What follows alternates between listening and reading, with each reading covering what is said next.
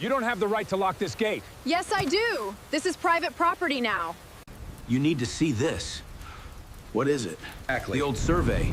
You all know why we're here. We need to discuss the options, respectfully. There are no options. This is my land. You don't belong here anymore, Mr. Mercer. Those were the first words Vanessa Holloway ever said to me, standing under a black umbrella in the middle of a private street that used to be my fishing road.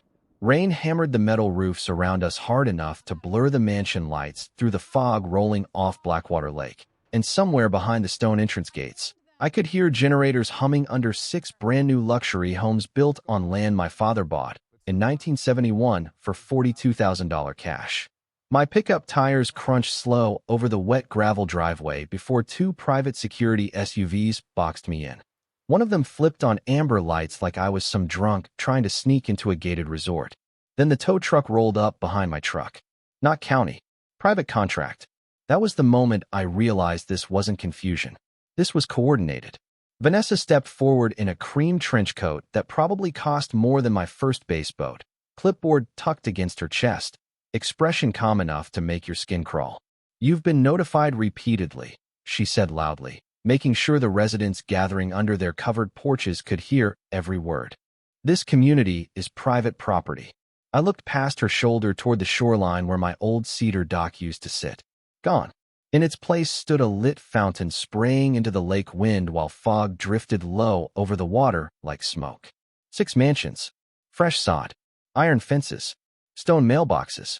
Somebody had even paved over the old boat path my brother and I used to drive ATVs down every July. A man holding a coffee thermos near one garage muttered, "That's him?" Another resident lifted her phone and started recording. Vanessa noticed it too. She smiled wider. "Sir, if you refuse to leave voluntarily, security will have you removed for trespassing." Trespassing. On 14 acres I'd paid taxes on for 22 straight years. I let the silence sit there a second while cold rain ticked off my truck hood.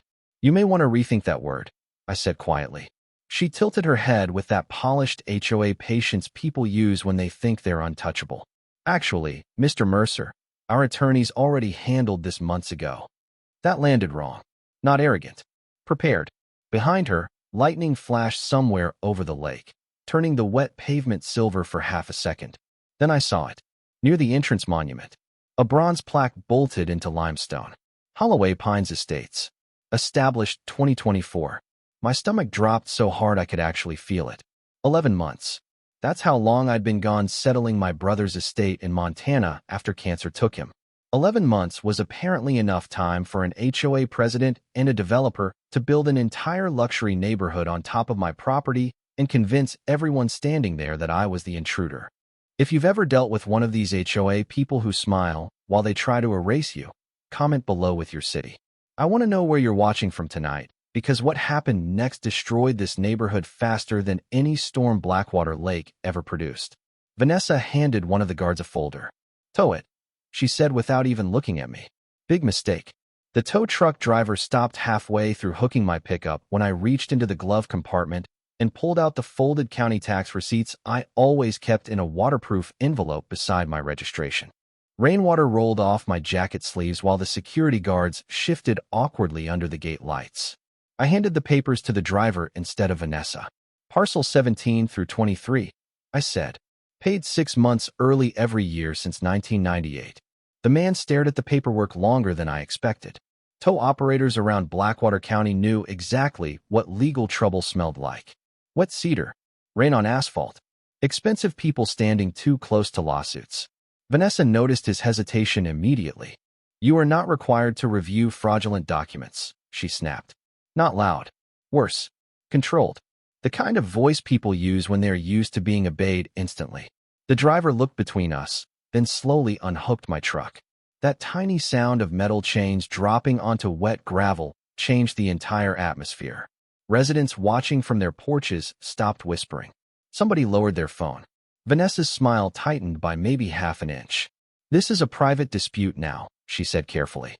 "Security will escort Mr. Mercer off the premises while our attorneys verify ownership." Attorneys. Plural. That word sat heavy in my stomach. I climbed back into my truck without answering and drove slowly past the entrance fountain, while every pair of eyes followed me.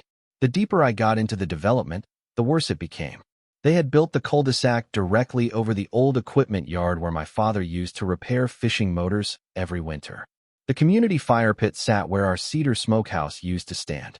One mansion, near the shoreline, had floor-to-ceiling windows looking directly over the lake cove, where my brother scattered our mother's ashes 14 years ago. Somebody inside that house was pouring wine while recessed lighting glowed warm against imported stone. I had to grip the steering wheel harder for a second because the anger finally cracked through the numbness. Not rage. Worse. Grief. Rain hammered the truck roof, while lake wind pushed fog low across the pavement. At the far end of the neighborhood, I found what used to be my dock access road blocked by a keypad gate, stamped property of Holloway, Pines Homeowners Association. I sat there in silence listening to water slap against the muddy shoreline beyond the reeds. Then headlights appeared behind me. Black Mercedes SUV. Vanessa again. Of course.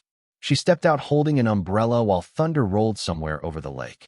Grant, she said softer this time, like we were suddenly having a civilized conversation between equals. You disappeared for almost a year.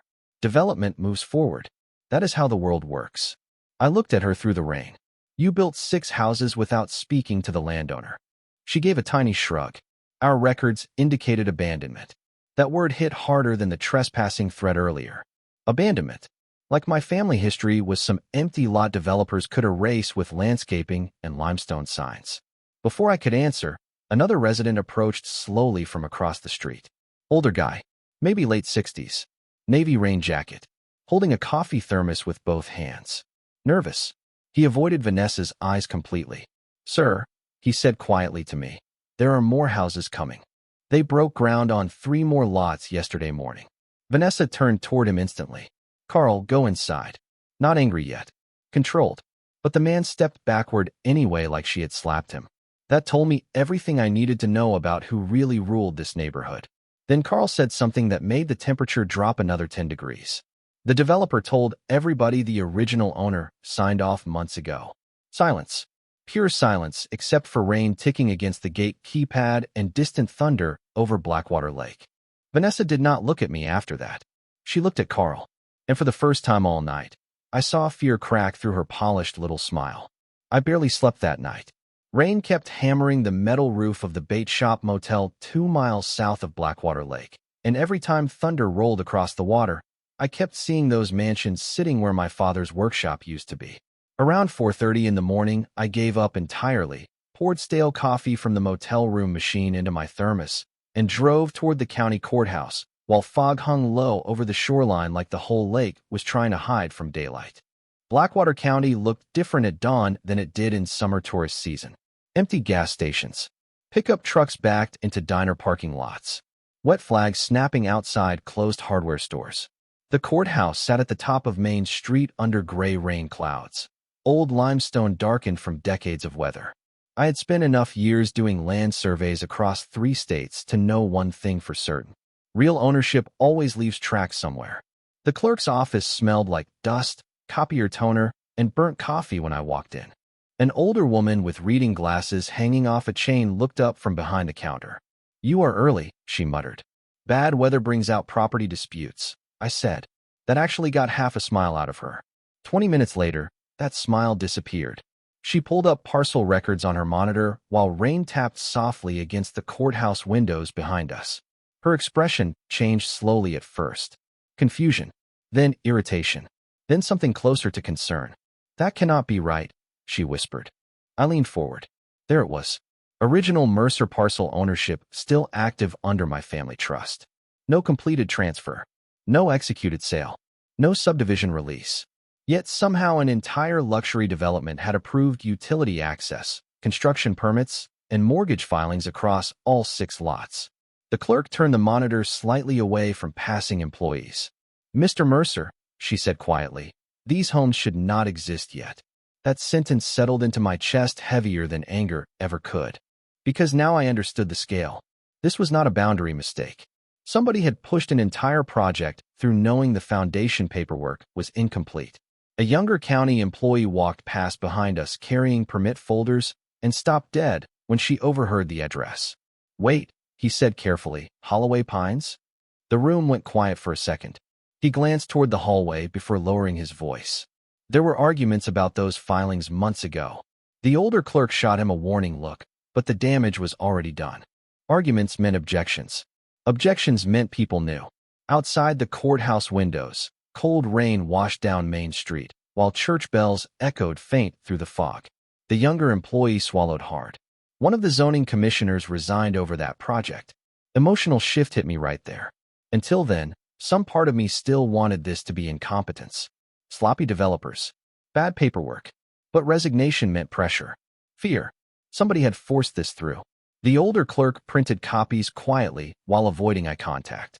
I did not tell you this, she said softly, sliding the pages across the counter. But there were emergency approvals filed after your tax address changed to Montana. My stomach tightened instantly. Vanessa knew I was gone. She had timed the entire thing around my brother's death and probate travel. That realization changed something in me. The grief started hardening into strategy.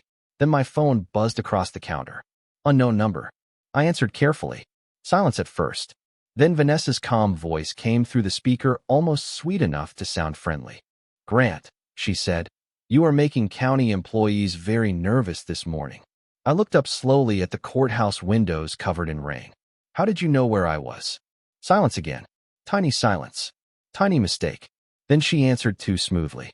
Blackwater is a small county.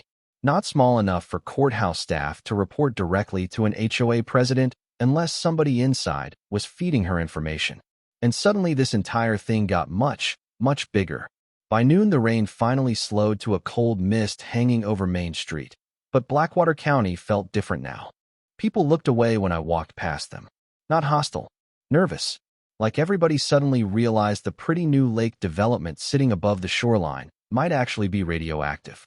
I took the courthouse copies and drove 3 blocks down to Delaney's Diner, the old place near the marina where fishermen argued over weather reports and county deputies drank coffee before shift change. The windows fogged from grease and rain humidity, and the whole place smelled like bacon, wet denim, and burnt toast. I slid into a booth near the back with my thermos and spread the documents across the table while thunder rolled low across the lake outside. 10 minutes later, somebody sat down opposite me without asking. Carl. Same navy rain jacket from the neighborhood. Same nervous eyes. He looked exhausted now.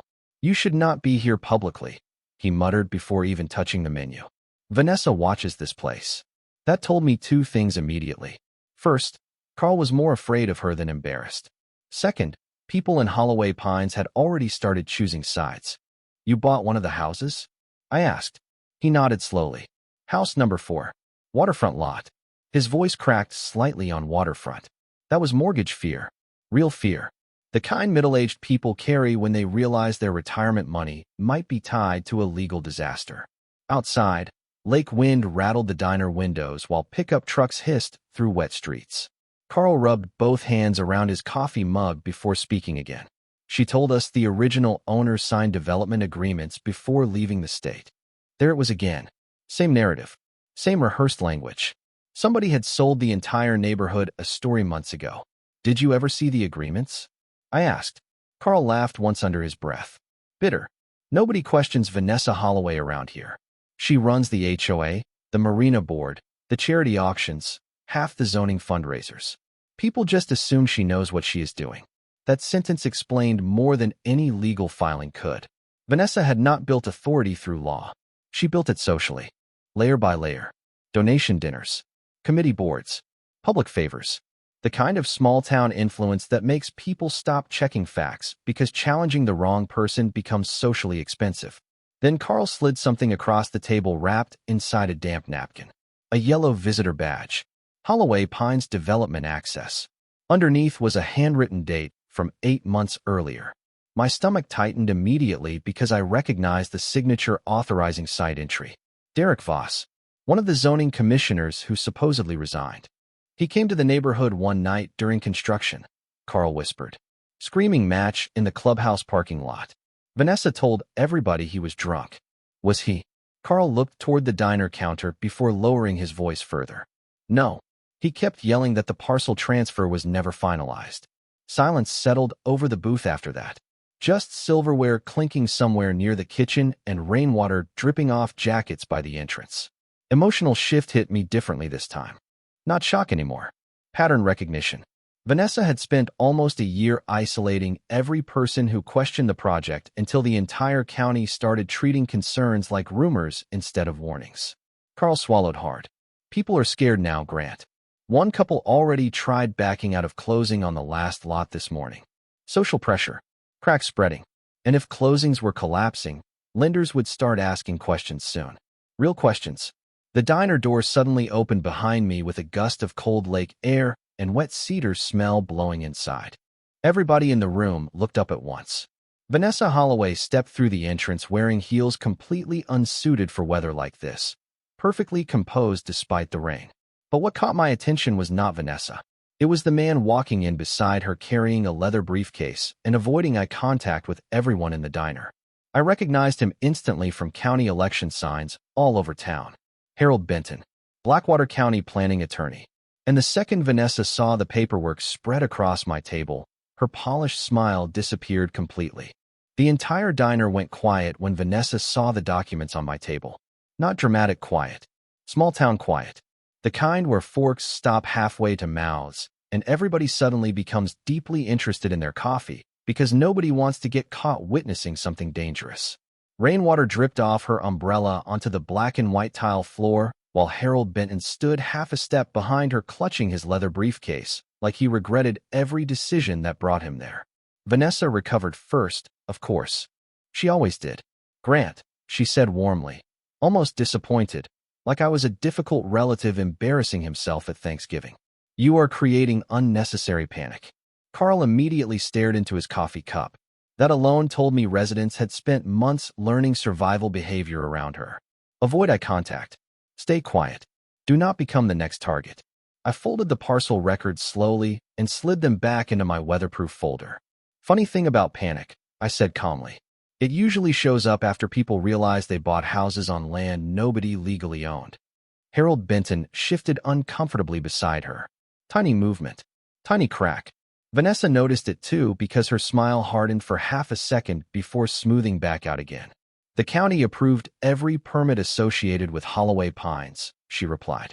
I think residents deserve stability instead of conspiracy theories. There it was.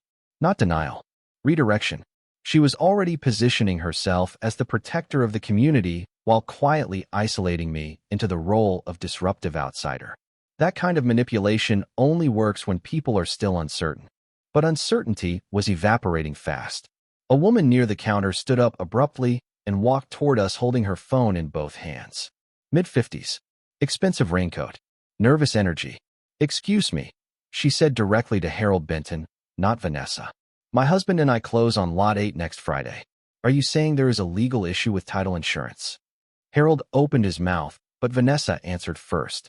Absolutely not. Too fast. Too polished. The woman noticed it too. You could see it happen right there in her face. Doubt. Real doubt. Behind her, another resident quietly stood and stepped outside to make a phone call in the rain. Social collapse never starts loudly. It starts with whispers and canceled appointments. Harold finally spoke, voice low and strained. This matter is still under administrative review. Administrative review. County language for something ugly enough that nobody wanted liability attached to their name yet. Vanessa turned slightly toward him, still smiling, but I caught the warning underneath it. Harold, she said softly, perhaps we should not discuss internal county processes publicly. He swallowed hard. Wrong move again. Everybody in that diner heard the phrase internal county processes and immediately understood this problem was real. Outside, thunder rolled across Blackwater Lake hard enough to rattle the windows while fog drifted through the marina parking lot. Then my phone buzzed again. Unknown number this time from an Atlanta area code. I answered carefully. Mr. Mercer? A woman asked. This is Claire Donnelly with First National Title Group. We were informed this morning there may be an unresolved ownership conflict involving Holloway Pines Estates. Vanessa's entire posture changed the instant she heard the words title group. Not panic yet. Worse for her. Calculation. She realized lenders were already moving. We would like to verify whether you intend to contest development rights, the woman continued. I looked directly at Vanessa while rain streaked down the diner windows behind her. Yes, I said quietly. I absolutely do. Silence hit the room again, heavier this time. One resident near the entrance actually cursed under his breath. Another woman immediately opened her real estate app and started scrolling with shaking fingers. Vanessa stepped closer to my table, voice dropping low enough that only I could hear the edge underneath it now. You are going to destroy people who did nothing to you. That landed harder than I expected because part of me already feared she might be right. But then I remembered the paved-over dock road. My father's workshop buried under imported stone. My brother dying in Montana while these people poured concrete over our shoreline. I looked back at her calmly. No, I said. You did that the second you built on stolen land. And for the first time since this nightmare started, Vanessa Holloway had absolutely no response ready. By late afternoon, the rain finally broke, but the pressure hanging over Blackwater Lake felt heavier than the storm itself. Fog drifted low across the shoreline while contractors inside Holloway Pines started packing equipment into trailers hours earlier than normal. Nail guns were silent. Concrete crews gone. Even from the highway overlook above the marina, I could feel the neighborhood tightening in on itself. Rumors move faster than weather in small counties, and by sunset, everybody knew lenders were asking questions. I sat alone at a corner booth inside Delaney's again with a legal pad, black coffee, and 30 years of land survey instincts finally clicking into place. Up until then, I had been reacting emotionally. Shock, anger, grief. But somewhere between Vanessa threatening me in front of residents and that title company phone call, the situation changed. This was no longer about reclaiming memory. It was about controlling liability. Once I understood that, the entire board flipped in my head. At 6:15 sharp, a manila envelope slid onto my table from behind me. No greeting. No eye contact. Just an older waitress muttering, "Somebody said this belongs with you." Then she walked away fast. Inside were copies of internal construction memos from Holloway Pines Development Group, utility approvals, soil reports, insurance riders. But one page stopped me cold. A handwritten note attached to an engineering revision request. Proceed before ownership challenge surfaces. Delay title clarification until Phase 2 refinancing. No signature, but the initials VH sat at the bottom corner in blue ink. Vanessa Holloway. I leaned back slowly while thunder rolled somewhere beyond the lake docks outside. There it was. Not incompetence. Not confusion. Strategy. She had known exactly what this project was from the beginning. A race against discovery. And if Phase 2 refinancing closed before anybody challenged ownership, the liability web would become so large the county might choose political survival over legal cleanup. Across the diner, 2 Holloway Pines residents sat pretending not to stare at me while whispering over a phone screen. One finally got up and approached carefully. Mid-40s. Construction boots still muddy. Wedding ring twisting nervously on his finger. My wife says you are trying to bankrupt the neighborhood, he said quietly. Not aggressive. Exhausted. I looked at him for a second before answering. No, I said calmly. I am trying to stop people from being buried under fraud they never consented to. He absorbed that slowly. Then came the real shift. Our homeowner's insurance carrier sent an email 30 minutes ago, he admitted. They froze policy activation pending title review. There it was. Insurance exposure. The second insurance companies get nervous, everybody gets nervous. Mortgages panic. Investors vanish. Contractors stop working because nobody wants unpaid invoices attached to disputed property. Social pressure started accelerating immediately after that. Residents were no longer whispering about me. They were whispering about Vanessa. Outside the diner windows, I watched 3 different pickup trucks pull into the marina parking lot near the shoreline overlook where Holloway Pines residents had started gathering in little nervous circles. Nobody looked relaxed anymore. Nobody looked proud of the neighborhood anymore. They looked trapped. My phone buzzed again. This time it was not Vanessa. It was Harold Benton. His voice sounded rough and tired, like he had aged 5 years since walking into the diner earlier. Grant, he said quietly, you need to file a formal notice immediately before county leadership tries containing this internally. Interesting phrasing. Containing this internally. Translation. Somebody was already trying to bury evidence before exposure spread further. Why help me? I asked. Long silence. Then rain crackled softly through his phone speaker before he answered. Because I signed off on one utility easement 6 months ago after being assured ownership was finalized. Emotional crack. Real guilt. And I pressed. He exhaled hard. And this morning, 2 state investigators contacted the county asking why construction loans were approved without finalized title verification. That changed the scale again instantly. This was no longer just county corruption and HOA manipulation. State oversight had entered the room. I stared out toward the fog rolling over Blackwater Lake, while dock lights flickered against the dark water. Somewhere out there under imported stone driveways and decorative fountains sat my family's shoreline buried beneath somebody else's ambition. But for the first time since returning home, I stopped feeling powerless. Vanessa had spent a year building a luxury empire around secrecy. Now every institution tied to that empire was starting to panic at the exact same time. The next morning, Holloway Pines looked like a neighborhood waiting for evacuation orders. Thick fog rolled off Blackwater Lake and drifted between the mansions while rainwater still clung to the stone retaining walls and fresh sod, like the whole place had been built too fast for the ground underneath it. Nobody waved anymore. Nobody smiled. Residents stood in small clusters near driveways holding coffee cups and phones, speaking in low voices that stopped completely whenever Vanessa walked past. That was new. 24 hours earlier, she had moved through the neighborhood like a mayor at a parade. Now people watched her the way investors watch a stock, right before collapse. I parked near the marina overlook just after sunrise and sat in my pickup listening to rain tick softly against the windshield while reviewing the formal notice packet my attorney filed overnight. Lease pendants. Ownership challenge. State review request. Insurance notification copies. Every institution connected to Holloway Pines now officially knew the land dispute existed. Once those filings entered the system, silence stopped being protection. Silence became liability. Across the neighborhood entrance, movers were already unloading furniture from a luxury delivery truck when a woman stormed out of one of the waterfront homes waving paperwork in both hands. "You told us everything was cleared," she shouted toward Vanessa across the street. Not screaming. Worse. Public. Several residents froze mid-conversation while garage doors stopped halfway open. Vanessa kept walking calmly in heels that clicked sharply against wet pavement, but I could see the strain underneath now. "Linda," she said softly, "please do not create unnecessary drama outdoors." Wrong phrase. Absolutely wrong.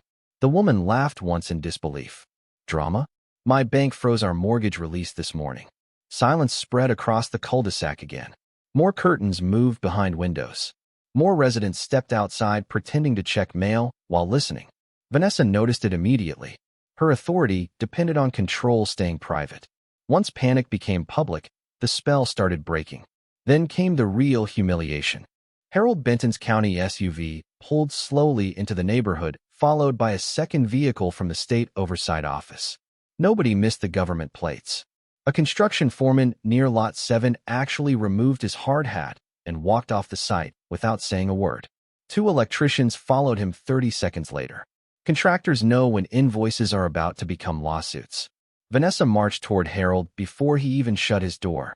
"This visit is inappropriate," she hissed under her breath, but half the neighborhood still heard it because nobody was pretending not to listen anymore.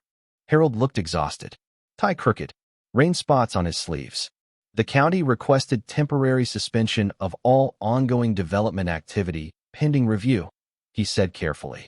Not one resident defended her. Not one.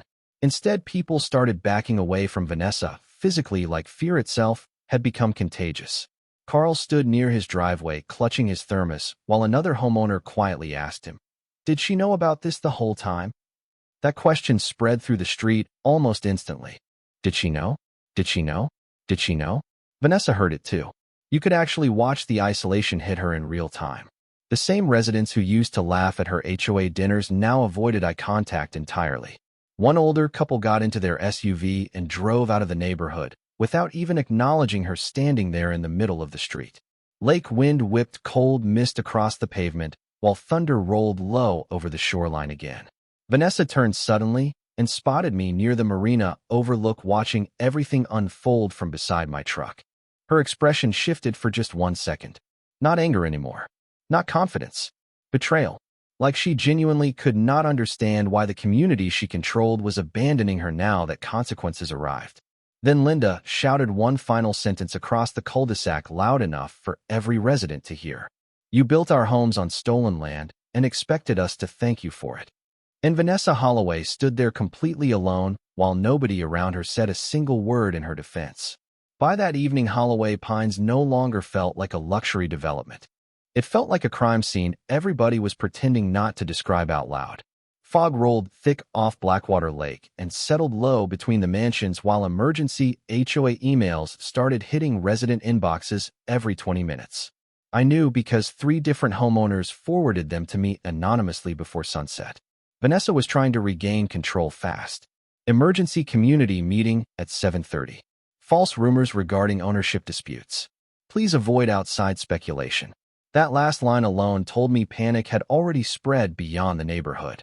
At 7:15, I parked near the clubhouse overlooking the marina basin, where rainwater dripped steadily off cedar beams and wind pushed small waves against the fishing docks below.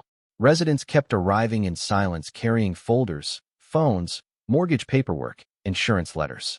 Nobody wore the relaxed lake community smiles from 2 days earlier. Couples argued quietly near golf carts. One man sat alone in his pickup staring at a denial email from his lender for nearly 10 straight minutes before finally getting out. Inside the clubhouse, the atmosphere felt suffocating. Coffee urns untouched, folding chairs packed full, wet jackets steaming near the entrance.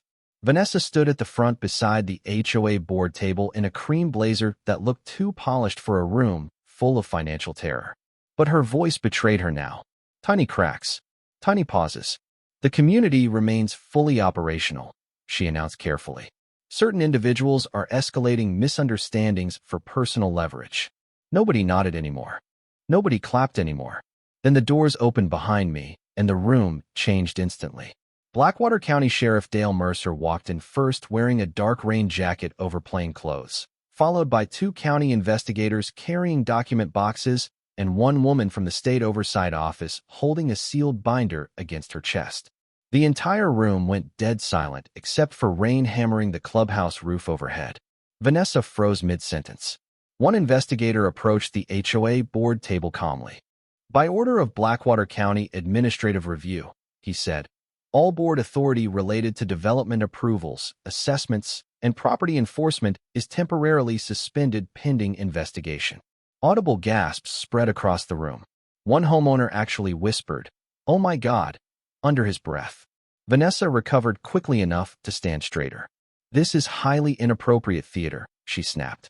"You are humiliating this community over incomplete paperwork." The state investigator finally spoke for the first time. "Ma'am, 6 residential structures were sold or financed on disputed land tied to unresolved ownership defects and potentially fraudulent disclosures." Not loud, not emotional. Worse, official. Every resident heard the phrase fraudulent disclosures at the exact same time. The emotional shift inside that room was immediate. Fear turned into anger, directed anger. At Vanessa, questions started firing from every direction. Did you know about this? Were permits fake? What happens to our mortgages? Did you lie to us? Vanessa tried answering, but the authority was gone now. Completely gone. Her voice kept getting drowned out by the room itself. Social collapse in real time. Then Sheriff Mercer stepped beside me near the back wall. Same calm expression he had carried for 20 years across this county. "Grant," he said quietly enough that only I could hear. "State investigators found preliminary evidence that disclosure notices were intentionally withheld during Phase 1 sales." There it was. Intentional. Not negligence. Not misunderstanding. Deliberate concealment. Across the clubhouse, Vanessa spotted us speaking and immediately realized the power structure had shifted permanently. Her eyes moved around the room searching for allies and finding none. Residents who used to orbit around her at HOA barbecues and marina fundraisers now avoided even looking at her directly. One couple gathered their paperwork and walked out before the meeting even ended. Others followed, quietly, one by one, leaving Vanessa standing alone at the front of the clubhouse while thunder rolled across Blackwater Lake and county investigators began removing HOA financial records directly off her own table. 3 months later, the gates at Holloway Pines stood open permanently because there was nobody left willing to enforce them. The marble entrance sign had already been removed after the county ruled the entire development branding package part of an active fraud investigation. All that remained were bolt holes in wet limestone and tire tracks through muddy gravel where contractors hauled away decorative fencing under court supervision. Fog drifted low across Blackwater Lake that morning while I stood near the shoreline, holding a cup of diner coffee, watching auction crews move through the empty mansions one by one. The court did not freeze the structures themselves because legally the homes had been built on my underlying parcel without finalized ownership transfer. That technicality changed everything. Investors pulled out. Insurance carriers terminated coverage. Lenders abandoned foreclosure protections. And once the county suspended occupancy certificates, the properties became financial dead weight almost overnight. So the judge approved liquidation rights tied directly to the unresolved land claim, which meant every chandelier, appliance package, dock system, stone fireplace, and custom cabinet inside those 6 luxury homes went up for public auction under county supervision.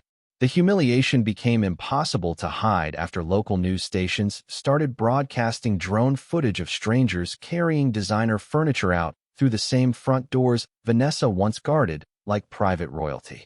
Residents from nearby towns lined up near the marina parking area just to watch the collapse happen in real time. Some came for cheap appliances. Others came for gossip. Most came because small towns always gather when power finally breaks in public.